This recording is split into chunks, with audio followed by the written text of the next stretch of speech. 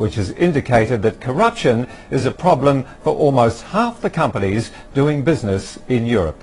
Yang Yan has more details. The report places the EU, often portrayed as one of the globe's cleanest regions, in an unflattering light. Among businesses, belief is widespread that the only way to succeed is through political connections. There are estimations that corruption costs in the European Union is no less than 120 billion euros each year, and that is the equivalent of an EU annual budget. Experiences of corruption vary across the 28-country bloc. Almost all companies in Greece, Spain and Italy believe corruption is widespread, but it is considered rare in Denmark, Finland and Sweden. Construction companies, which often tender for government contracts, are the most affected. Almost 8 in 10 of those asked complained about corruption. What are the countries in which Studies suggest that up to a quarter of the value of public contracts in EU member states may be lost in corrupt practices, and this of course is very damaging to the citizens. Overall, 43% or nearly half of the companies see corruption as a problem. To solve the problem, the European Commission has recommended better controls and a redoubling of enforcement. And yet, CCTV. Well, we can explore this issue a little deeper because we have in the studio with us Einar Tangen, very well known to our CCTV viewers. He's a lecturer from the Law School of Tsinghua University. Good to have you with us, Einar. This is a story which may surprise many people, I guess, but given that corruption has been part of the human condition for thousands of years, is there any difference between the way it is dealt with in the East and the West? Yeah, there's a very marked difference. In the West, we tend to look at it as a legalistic problem. So you have rules of law, and the rules of law but don't really take into account the rules of morality. Morality is considered separate, something that belongs to the individual or perhaps institutions like churches. Whereas in China, what you have is a tradition under the Confucian system where leading by example, rule of conduct, is just as important. So you see developing in the East and the West a very, very marked difference. In the West, they're frustrated by the fact that as many rules and institutions as they create to try to hem in, it seems like a rat and cheese type of problem. The rat is always trying to figure out the maze and to get to the cheese.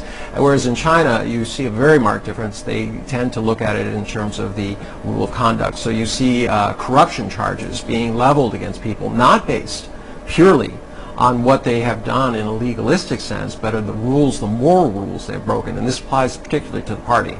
I think that report that we just heard mentioned 3 countries where it's not so much of a problem, Finland, Denmark and Sweden, but has corruption generally deterred economic growth throughout Europe?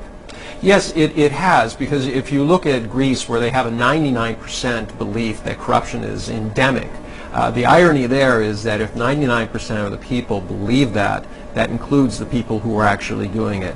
Greece is suffering because they do not collect the taxes that are owed. Underground economies exist because they don't exist. When that happens, governments are not able to collect the funds necessary to support the programs that they're promising the people. On another part is the corruption is not just something that exists within the country itself. Unfortunately, in the EU, the corruption is exported to especially emerging countries. And you've seen this in Africa and the Middle East, where there are many European companies who are embroiled in corruption charges, paying massive amounts of graft to get government contracts and things. The other thing you have to also look at is individual impact versus economic impact on companies.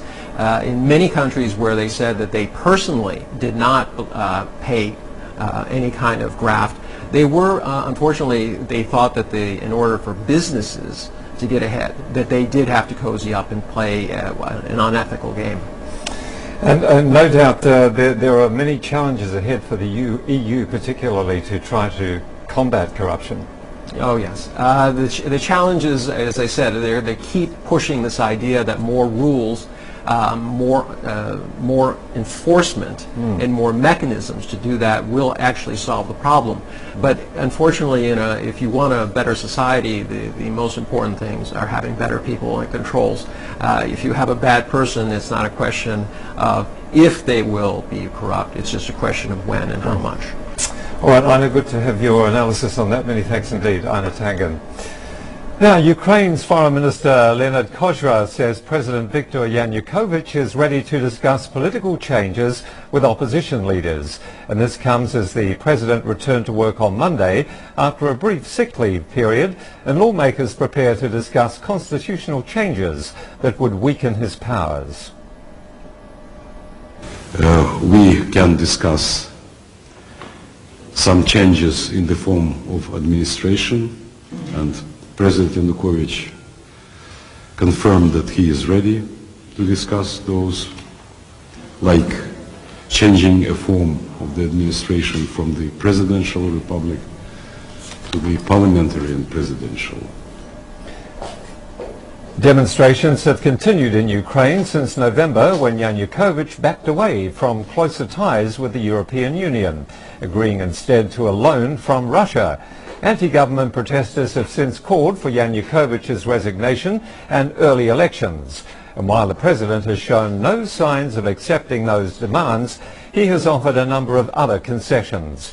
He approved the repeal of a controversial anti-protest law and signed off on an amnesty bill for protesters.